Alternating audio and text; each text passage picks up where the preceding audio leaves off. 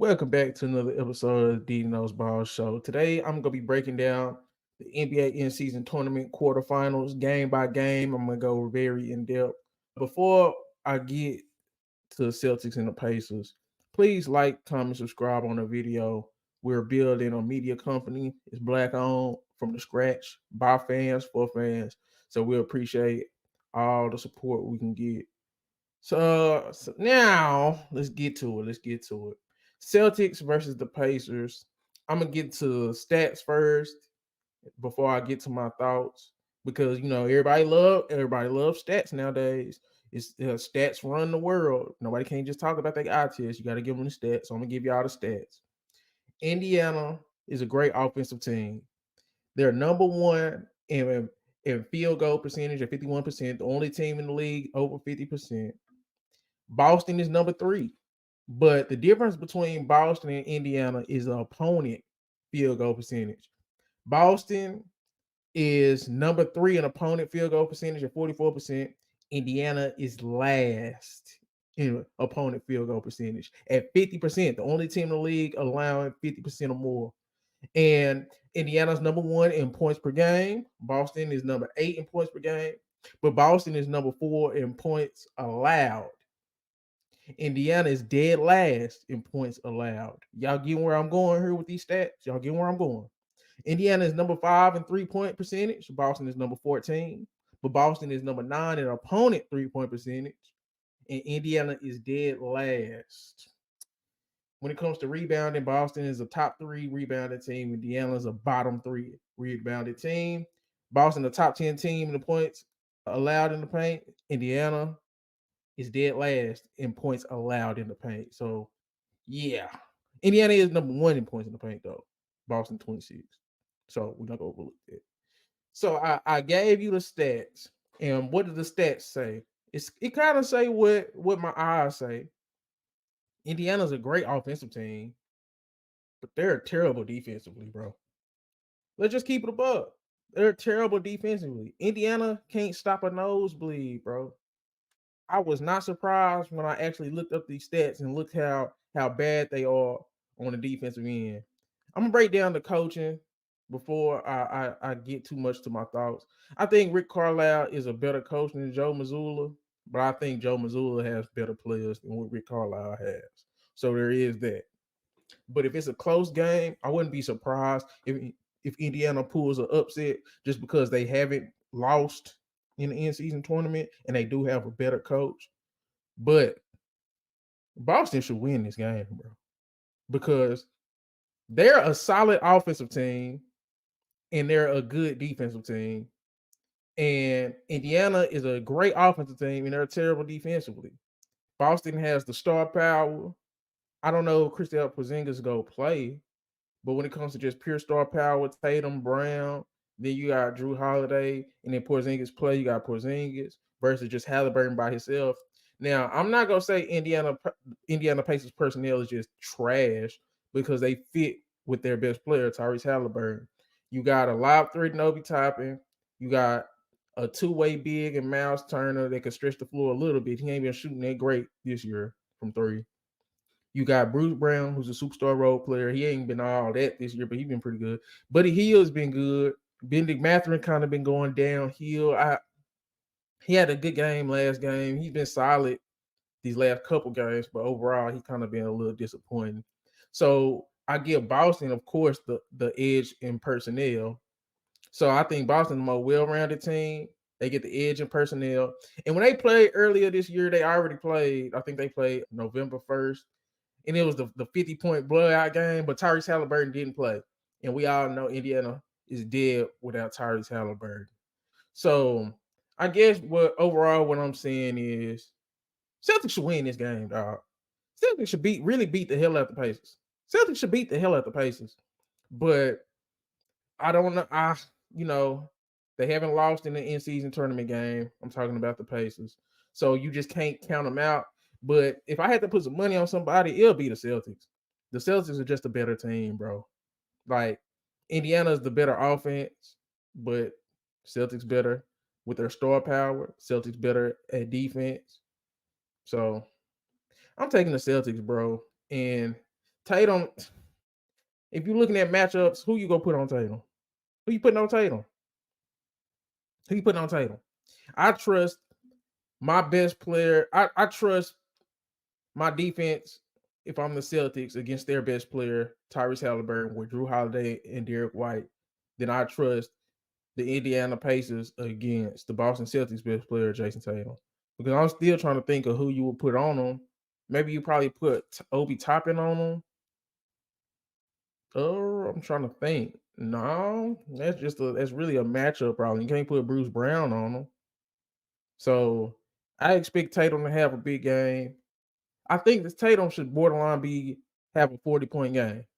Don't be surprised if Tatum has a 40-point game. So I got the Celtics in this quarterfinals game. It could be close, but I'm not gonna predict it to be close. Celtics should win by like 10 or more. I feel like it's gonna be a high scoring game just because that's how the Pacers are. But it's gonna be a high scoring game, but the Celtics go pull away with it.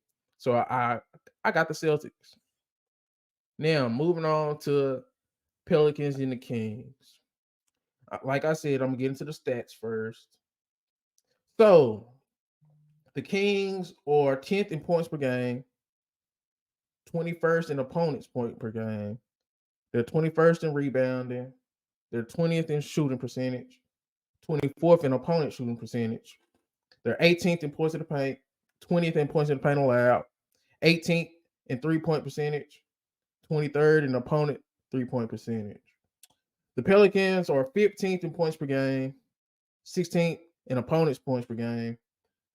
They're 16th in rebounds per game, 8th in overall shooting percentage, 12th in opponent shooting percentage, 9th in points in the paint, 12th in points in paint allowed, 22nd in 3-point percentage, 3rd in opponent 3-point percentage. Now, this matchup between the Pelicans and the Kings, they've already played twice. The Pelicans are 2-0. The biggest standout with this is the points in the paint and the rebound.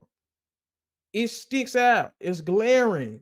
The Pelicans are already beat up on the Kings twice, bro. They're 2-0 against the Kings already. And the first game, the rebounding was disgusting. 55-36 in favor of the Pelicans. And in the second game, it was 48-38. So that's a total of 103 rebounds to 74. Yeah. Points in the paint, it gets even uglier. 64-40 in the first game, 62-28 in the second game. Overall, 126-68. So when I'm looking at the Pelicans versus the Kings, the Pelicans, they go get whatever they want in the paint. They go get whatever they want. There's no the Sacramento Kings have no answer for Zion. They really have no answer for Ingram. They have no answer for Valanciunas on the boards. I just think it's just a bad matchup for the Kings. Now, something that the Kings do got going for them is the Pelicans have been struggling in their last few games. Like they just lost to the Chicago Bulls, bro. They had a meltdown in the second half. Chicago Bulls, they was getting killed by Kobe White. So just imagine what De'Aaron Fox could do to them if they catch them on a night like that. But then again, you could say the Pelicans didn't have Trey Murphy. They didn't have CJ McCollum. And those two guys could be available against the Kings in this season tournament quarterfinals matchup. So it's a lot that you could take away from those two games that they won, but then it's also things you could say that it is what it is.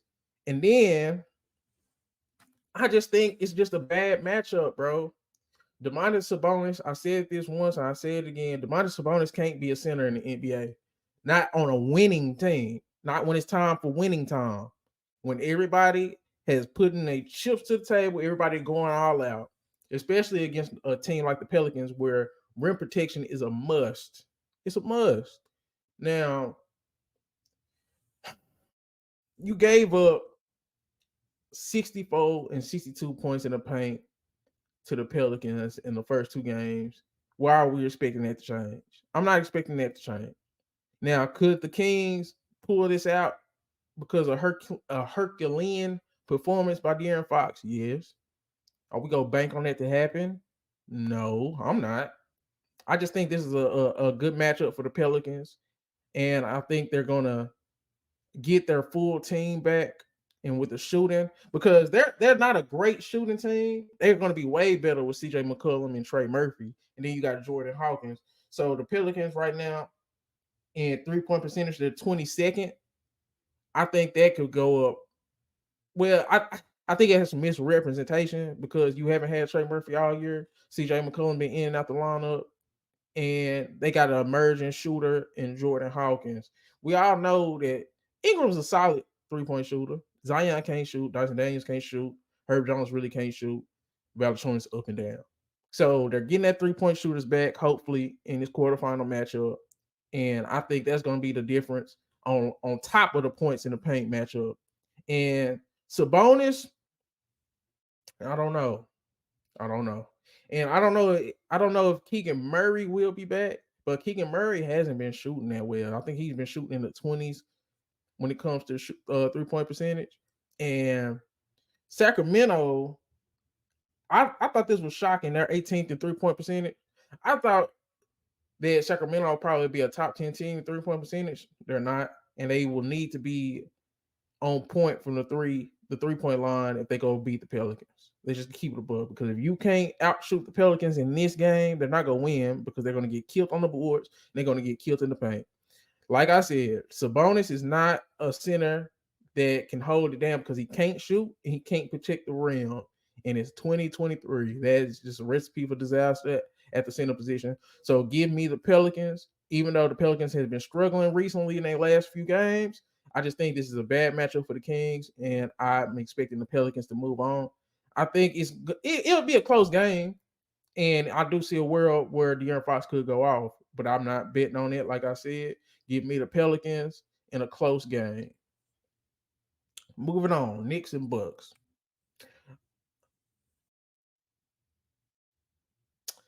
Knicks and Bucks. I'm gonna say this before I get. I'm gonna give you the stats. I'm gonna give y'all stat guys the stats. Knicks are 24th point per game. They're first in opponent points per game. They're 28th in overall shooting percentage. They're 13th in opponent shooting percentage.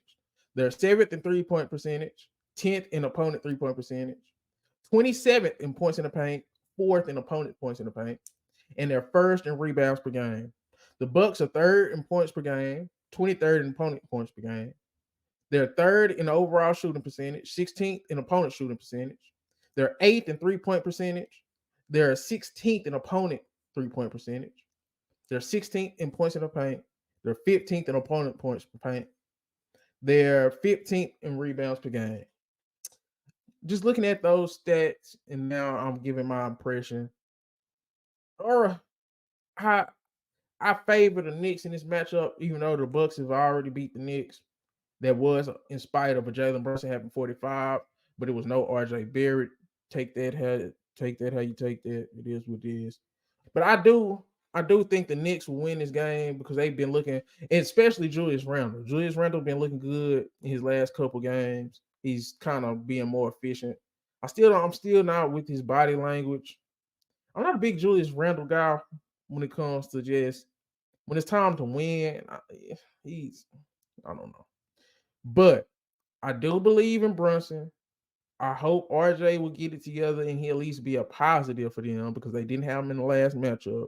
I'm not expecting Brunson to get 45, but as we see against Phoenix, he's capable of going off, and he just had a few explosive games already this season. So I think the Bucks are just terrible when it comes to defending backcourts. They have one of the worst defensive backcourts in the league, bro. If not the worst defensive backcourt in the league. Malik Beasley and Damian Lillard, they ain't stopped nobody all year. They ain't stopped nobody all year.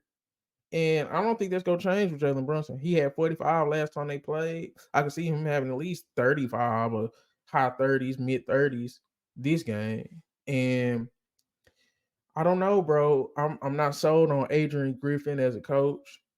I'm not sold on them. I think defensively the Bucks just took a major step back this year. And the Knicks, one of the best defensive teams, one of the best 3-point shooting teams. And I think that's what it's gonna come down to because the Bucks they allow a lot. They're a bottom 10 team in points allowed. They allow a lot of points.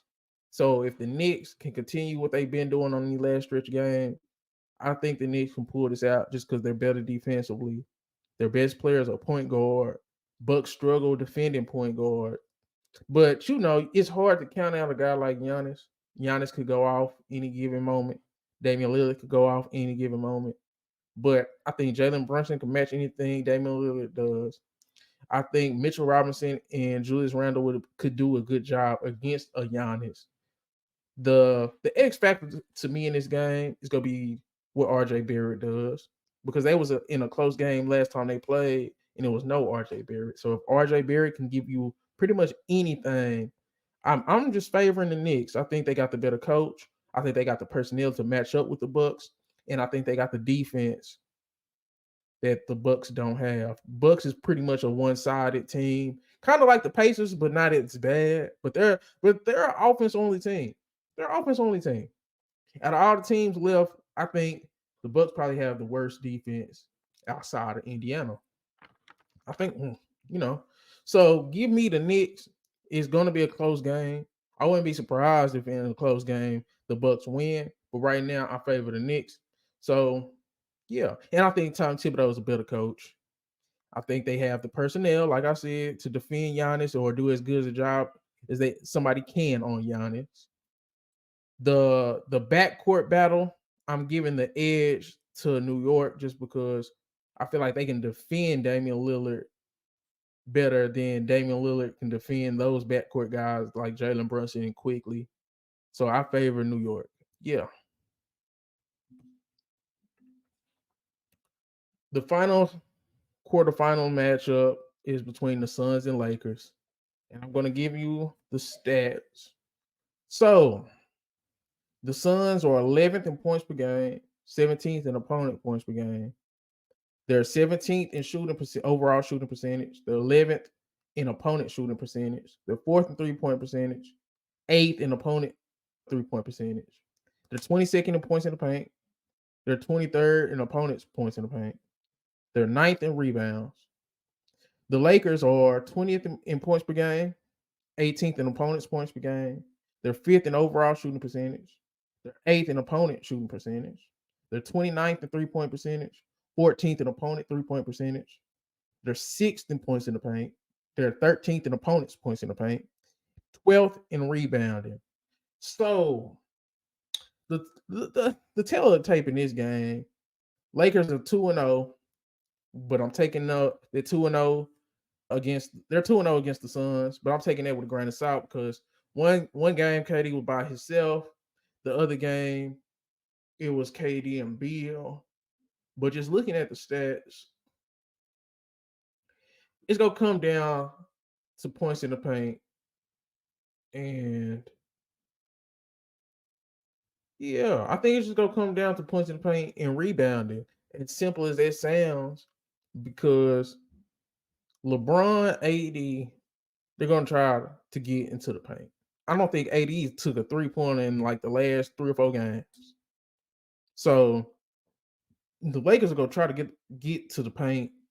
I don't know if the Suns can stop them according to the stats. They're 23rd in points in the paint allowed. They're a bottom 10 team when it comes to allowing points in the paint. So I don't know. Yeah, but it's hard with this game, man, because my heart is telling me to lean towards KD and Booker if they both play. Because both them dudes, when they play, they damn near guaranteed for 60 points combined. It's damn near guaranteed. I think it is a guarantee, in my opinion. So I favor KD and I favor Devin Booker over Anthony Davis and LeBron at this age. Coaching, man, give me Frank Vogel. I think Frank Vogel clears. He clears Darvin Ham, bro. I think Frank Vogel clears Darvin Ham, fam. I don't like Darvin Ham's rotations. I don't. It is what it is, man. But this game will just go come down to the stars.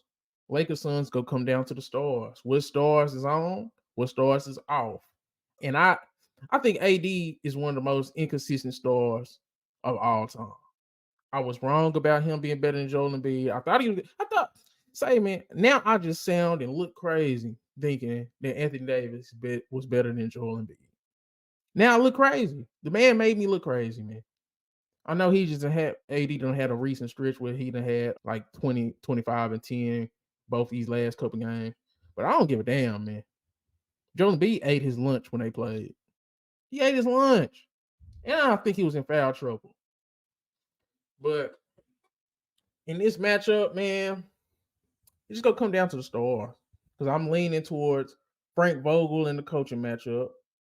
I'm leaning towards KD and Devin Booker in the stars matchup. I think the Lakers have better overall depth, but I like how Grayson Allen's been playing. Nurkic just had a hell of a performance against Jokic. Lakers ain't beating the Suns, bro. Let me start the cap. Lakers ain't finna beat the Suns, fam. Lakers is not finna beat the Suns, dog. Could they? They could, because just like the Pacers, they've been undefeated in the in-season tournament. The Lakers are undefeated in the in-season tournament. But the Suns with KD and Booker, I don't know, bro. I don't know, man. I can see KD and Book going for about 63 points in this game. I see them combined for 63 points. They both gonna have over 30. I see that because they're both big game players. Devin Booker is a killer, and we just see what Devin Booker did against the Knicks. Absolutely ripped their heart out, man. Ripped their heart out. So I'm giving the edge to the Suns in this game, even though the Lakers could punish them in the paint. But I think the 3-point percentage is gonna be the overall kicker, because the Lakers, they're a terrible shooting team, bro. Let's just keep it, but they've been a terrible shooting team for like the last 2 or 3 years. So I think the Suns go hit their threes. I think they have both their stars, and I think they have a coaching advantage. So give me the Suns in this last quarterfinal matchup. I think will it be close? That shit fucking around and get ugly, bro. I can see a game like the Minnesota game that the Suns had early in the year, where it's over before it starts. It's over before it starts. I think Devin Booker and Kevin Durant are just that prolific offensively. I think they've already lost to them. Well, they have already lost to them twice. They don't want to keep losing to the Lakers. KD don't want to keep losing to the Lakers. He don't want to keep losing to LeBron, bro. He just don't. Yeah, come on, man. So give me the Suns and give me the Suns kind of. I'm not saying it's gonna be a blowout, but the Suns probably gonna win by eight or more. Give me the Suns by 8 or more. So let's recap. I got the Celtics over the Pacers. I got the Pelicans over the Kings. I got the Knicks over the Bucks, and I got the Suns over the Lakers. That's me breaking down the in-season tournament quarterfinals. But yeah, man, let me know y'all thoughts on the in-season tournament quarterfinals. And hey, man, I like this in-season tournament, bro. Everybody was talking shit about it, like they do with everything. But hey, bro, more competitive basketball, more stakes. I do think they probably do need to give a reward that's a little bit better than just cash. Maybe a automatic tiebreaker when it comes to playoff seeding. Automatic tiebreaker. That's really what I'm leaning towards right now. You could do a little bit better. I ain't thought it out too much, but an automatic tiebreaker in the playoffs will play in. That's a start. So that's just how I'm feeling about that. But this your boy Diddyknowsball. Please make sure you like, comment, subscribe. Let me know how y'all feel about my analysis of these games, what y'all feel about these games, who y'all got. And yeah, man, I'm out.